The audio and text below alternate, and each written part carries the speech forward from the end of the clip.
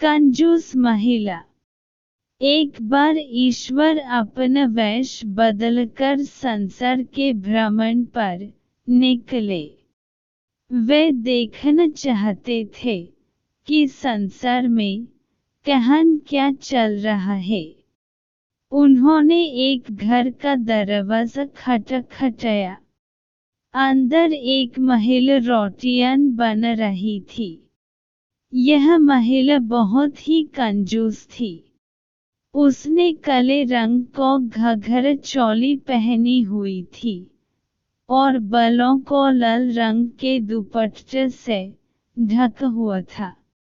वह रोटी बनते बनते बाहर आई। सन्यासी के वेश में ईश्वर ने कहा, बहन, एक रोटी खाने को मिलेगी क्या?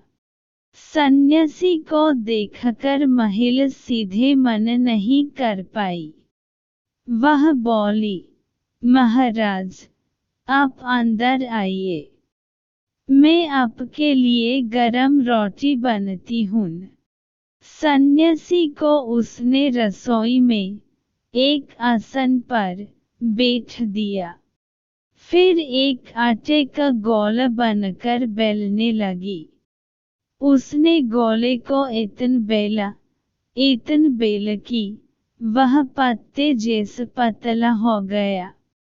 जैसे ही वह उसे उठकर तवे पर डालने लगी, वह फट गया। उसने एक और गोला लिया और उसे बेलने लगी। वह उसे बेलती गई। बेलते बेलते रोटी इतनी पतली हो गई कि नजर आनी ही बंद हो गई। उसने सन्यासी से कहा, एक बार और कोशिश करती हूँ। अब उसने एक और गोला लिया, बड़ा सा। फिर उसे बेलने लगी।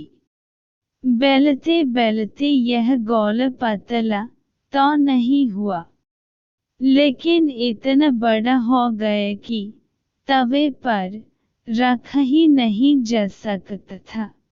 सन्यासी को क्रोध आ गया। वह बोले, हम जान गए हैं कि तुम हमें रोटी खिलाना ही नहीं चाहती हो। हम तुम्हें एक चिड़िया बनाते हैं, एक ऐसी चिड़िया जिसको खाना ढूंढने के लिए पेड़ों को खोदना पड़ेगा और जिसको पानी पीने के लिए बारिश का इंतजार करना होगा। आज से तुम सिर्फ बरसात का पानी ही पी पाओगी। ईश्वर के इतना कहते ही वह महिला चिड़िया बन गई। एक काली चिड़िया, जिसके बालों पर लाल रंग की कलगी थी। आज भी ऐसी चिड़िया पाई जाती है। हम इसे कहते हैं काठफोड़वा।